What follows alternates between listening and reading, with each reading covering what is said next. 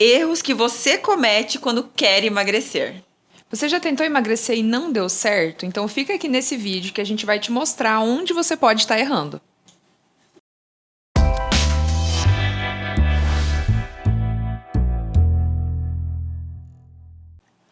Meu nome é Laísla, eu sou nutricionista.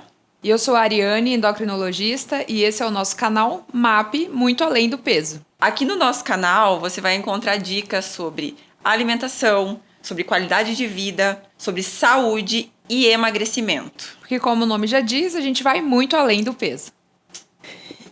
E o papo de hoje é sobre os erros que as pessoas cometem quando querem emagrecer, né? Então isso é muito comum no nosso dia a dia. Nossa, demais. As pessoas chegam, acham que estão fazendo tudo certo, mas na verdade não estão, né? E a gente vai mostrar hoje os principais erros, porque a gente acompanha isso, é uma coisa muito comum na nossa rotina, no nosso trabalho. E a gente vai mostrar os principais erros que a gente observa e que podem estar acontecendo com você, que já tentou emagrecer e não deu muito certo, e aí recuperou, e aí a gente vai conseguir te ajudar. O primeiro erro, assim, que é muito, muito, muito comum na nossa prática, é a pessoa achar que está fazendo dieta, achar que está em restrição calórica, mas não está.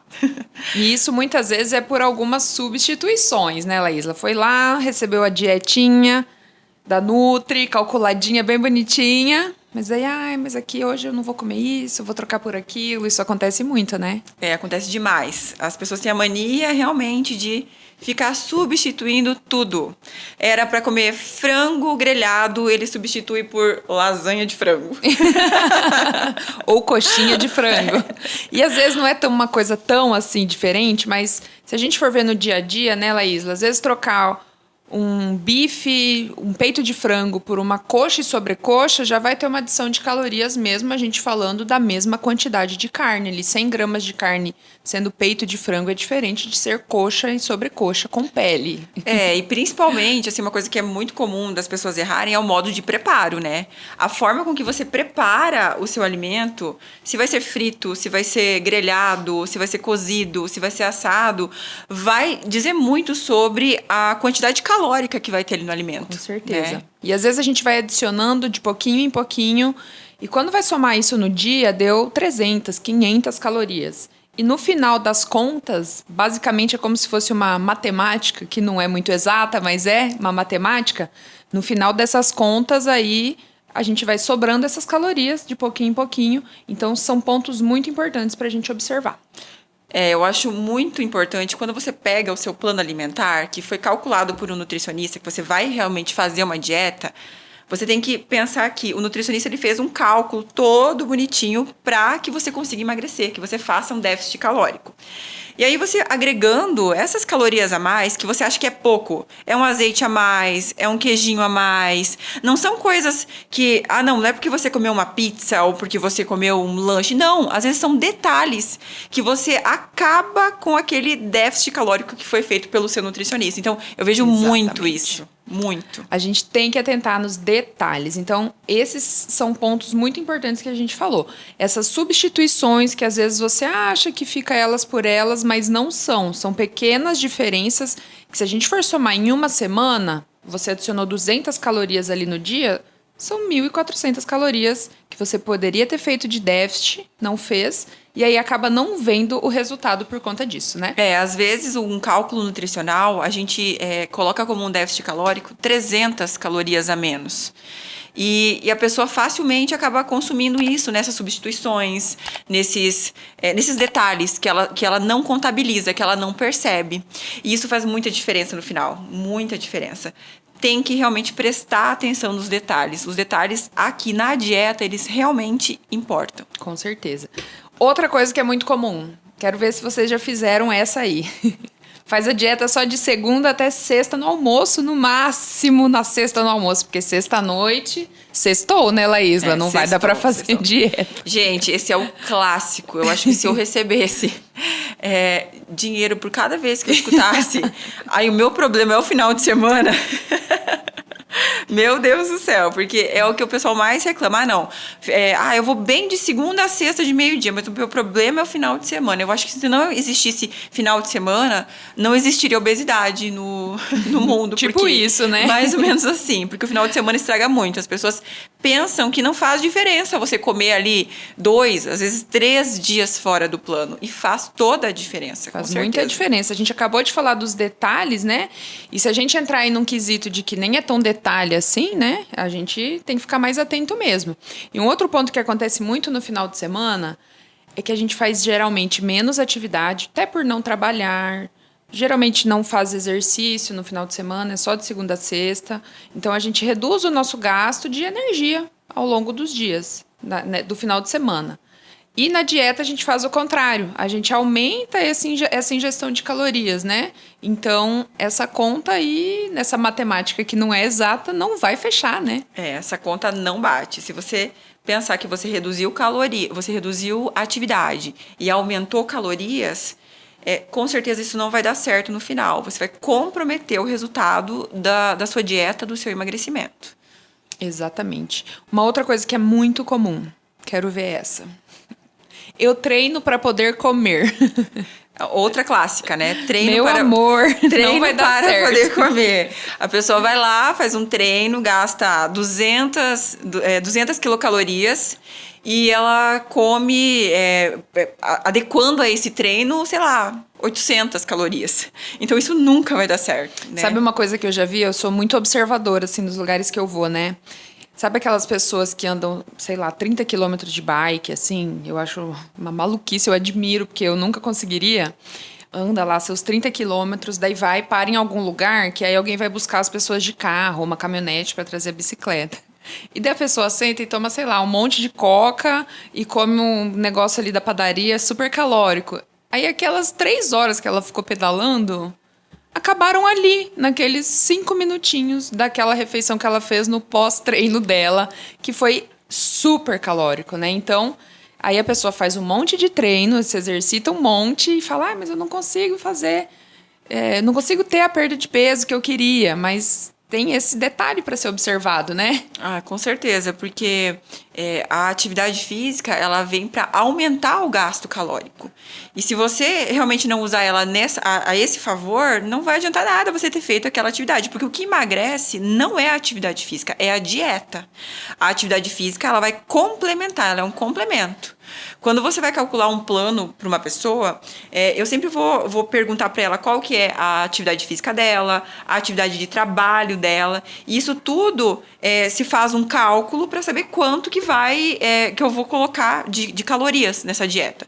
E se a pessoa faz atividade física, ela consegue comer um pouquinho a mais, né? Você consegue aumentar um pouco mais as calorias, fica um pouco mais fácil. Agora, quando ela não faz, eu tenho que diminuir muito essas calorias. Então, a atividade entra como um complemento, como aumentar o gasto calórico. Agora, se você usar a tua atividade para achar que você vai comer mais, infelizmente não vai dar certo. É o que a gente sempre sabe, né? Sempre fala também. Não existe treino que vai compensar uma alimentação que é ruim. Até porque se você gastou 200, 300 calorias ali em 1 hora de um treino que foi intenso, que foi pesado, não quer dizer que você tem essas 300 calorias de sobra para consumir. Porque Bônus. o seu corpo vai se adaptar um pouquinho disso, ele vai estar economizando já, porque você teve um gasto a mais. Então, não quer dizer que das 300 calorias que você queimou ali naquele exercício, você vai consumir as 300 e vai continuar no 0 a 0, né? Eu vejo isso, muitas pessoas que usam aqueles relógios que acompanham o gasto calórico. Às vezes a pessoa quer calcular tudo certinho e essa conta não é assim tão exata, né? Então, a gente tem que entender que o exercício é super importante, aumenta o gasto calórico, sem contar os outros benefícios, mas a gente não vai conseguir compensar com o exercício. Vai precisar cuidar da dieta, infelizmente, ou felizmente, né, gente? Pelo amor de Deus. Esses relógios, eles não marcam de uma forma precisa e geralmente as pessoas subestimam, né, o tanto que elas comem no dia. Elas acham que comem pouco e não comem. Exato. Ou às vezes elas pensam que por elas comerem um pouco volume de alimento, ela está comendo pouco. Mas não, muitas vezes esse pequeno volume tem muitas calorias, tem uma densidade calórica muito alta. E essa densidade calórica alta faz com que você aporte muitas calorias em pouco volume de alimento. Então, é uma das coisas que a gente mais vê nos erros de quem quer emagrecer. Exato. E até a gente fez agora, para finalizar esse vídeo, uma seleção de alimentos especiais aí que vocês subestimam a quantidade de caloria que eles têm por vários motivos, assim, né? Por uma questão industrial aí de alguns alimentos. Às vezes até pelo nome que o alimento tem, você fala, com esse nome ele não deve ter muita caloria, mas ele tem. Então a gente separou alguns aqui só para você ficar atento aí se isso está acontecendo na sua alimentação. Especialmente quando o pessoal fala em emagrecer, esses alimentos costumam entrar, né, Laísla? Por terem ficado famosos aí na questão do mundo fit e tudo mais, né? A maioria das pessoas, elas acham que um alimento, por ser saudável, ele não é calórico. E não, gente, alimento saudável tem caloria sim. Tá? Então você tem que prestar muito atenção nisso.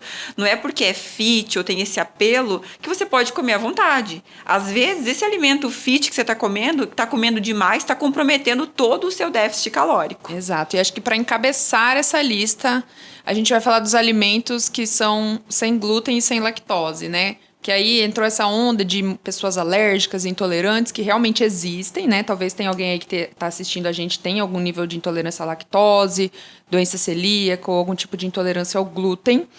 Mas a gente tem que entender que não é o glúten e a lactose que aumentam o peso, certo? São os alimentos que contêm essas receitas, né, Laísla? Muita gente chega para mim e fala, mas era sem glúten e sem lactose, não é bom? Não, peraí. Não ter o glúten ou não ter a lactose não diminui calorias do alimento. Não vai diminuir. Não necessariamente, exatamente. Com certeza, então... Até porque a gente tem que explicar o que é um alimento sem lactose, né? Nesse alimento foi feita a quebra da lactose nas duas moléculas que compõem a molécula da lactose, porque essa pessoa tem uma dificuldade de fazer isso na digestão do alimento. Então, é um alimento que isso já está pronto. Ele não tem nada de diferente de calorias, né? E muitas vezes as pessoas acham que é menos calórico porque é sem lactose. Não, a lactose tá ali, só que ela tá quebrada. Exatamente, ela foi quebrada, ela continua ali. Ela era inteira, no caso a lactose, aí foi quebrada em glicose e galactose. E ela se encontra no alimento, então ele não diminuiu em nada, tá? Mas só por falar que é sem lactose, parece que diminuiu alguma coisa, né? Eu tô comendo menos calorias. Então, isso não existe, né? Um outro alimento que tem muito isso, água de coco. Muita gente acha que a água de coco é água. Mas é um suco de coco, é uma fruta e é um suco, ele é calórico. É rico em carboidratos, ele é um ótimo isotônico, o pessoal que faz corrida, anda de bike, é ótimo, é muito bom, mas você não pode achar que ele não tem calorias, porque tem, com certeza. E outro que entra nessa mesma linha que a gente separou aqui é o suco de laranja, né? Muita gente fala, eu parei de tomar refrigerante, o que é excelente, troquei pelo suco de laranja. Se você quer emagrecer... Essa troca na questão da matemática das calorias ali não foi muito boa, né? Você vai ser mais saudável? Vai, porque com certeza um suco de laranja é muito mais saudável do que um copo de refrigerante. Só que na questão calórica, muitas vezes você troca elas por elas, 6 por meia dúzia, não Exatamente. vai mudar nada, né? Exato. Então, eu tô tomando suco de laranja, toma suco de laranja de meio-dia, de noite, ou suco de uva, esses sucos concentrados, não só de laranja, né? Eles são altamente concentrados em frutose, que é o açúcar da fruta. E outra coisa que as pessoas não entendem também é que o suco, ele não ter adição de açúcar é diferente de não ter açúcar. Ele continua tendo o açúcar da fruta, ele só não teve adição de açúcar, tá? Então, continua calórico e continua sendo ali um dos principais vilões de dietas, porque as pessoas não contabilizam. Até porque hoje a gente sabe que para manter o peso, tirar as calorias líquidas é uma das coisas mais importantes. Você que perdeu peso e não quer recuperar esse peso, que é o que todo mundo quer, abandonar esse peso, não achar nunca mais... Tirar as calorias líquidas é uma coisa super importante. Então, esses sucos, a gente tem que ficar muito de olho, né? Eu acho que esse devia ser o nosso lema, amiga. sabe? Zero calorias líquidas. Não beba calorias. Gente, quer emagrecer, quer manter o peso, não beba calorias, tá? Nada. Exatamente. Deixa pra comer essas calorias. Isso. Outro alimento que a gente separou aqui, que tem muito, que as pessoas acham, mas eu só comi uma bolachinha de água e sal, porque acha que é só água e sal. Essa é boa, né? Água e sal. Nossa, não, gente, não. Primeiramente, biscoitinho, bolachinha, ele pode ser dos mais saudáveis que tem. Ele vai ter calorias, tá? Então não exagere. Não exagere. E eu tenho uma hipótese de que esse do biscoitinho de água e sal, sabe quando a gente era criança, daí você tinha, sei lá, ficava doente, ia no hospital, ou quando você tá em jejum que você vai fazer um exame, já aconteceu com vocês? Daí depois do exame eles te dão uma bolachinha de água e sal para você sair do jejum ali. Com uma bolachinha de água e sal. Então as pessoas acham que foi entrando na mente geral de que é tranquilo comer isso assim, né? Mas é porque é uma coisa rápida e barata ali para ser oferecida, né? Não que necessariamente seja uma coisa boa de ser consumida. Não é né? nem saudável e nem pouco calórica, né? Exato. Então tem que dar uma repensada aí na tal da bolachinha.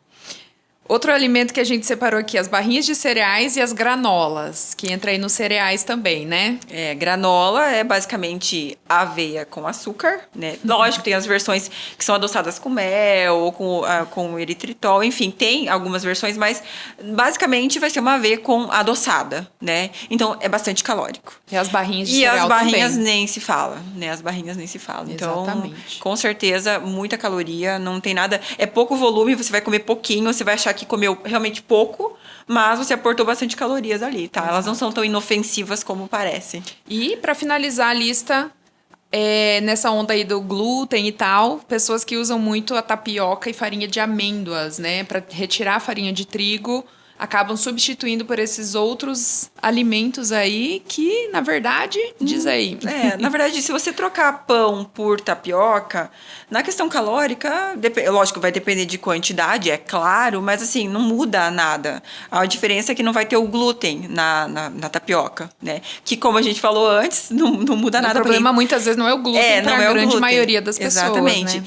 E a farinha de amêndoas, quem já viu tabela nutricional de farinha de amêndoas, vai ver que ela tem muito mais calorias do que as outras, porque ela é uma farinha da amêndoa, que é uma oleaginosa, que tem gordura, então ela vai ter mais calorias, porque se você comparar o carboidrato com a gordura, 1 grama de carboidrato tem 4 quilocalorias, 1 grama de gordura tem 9. Então, com certeza, a farinha de amêndoas ela vai ter mais calorias do que as outras. Dá muita diferença. Muita. Diz aí pra gente aí nos comentários se você já tinha consumido algum tipo desses alimentos, achando que seria bom, se alguma dessas dicas serviu para você, se você já fez isso, conta aí nos comentários. E se você também tiver alguma outra coisa, a gente vai gostar de saber, comenta aí pra gente.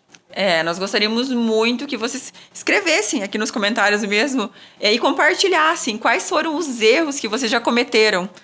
Qual é o alimento que você achava que era saudável e hoje descobriu que não é, né? Escreve aqui para nós.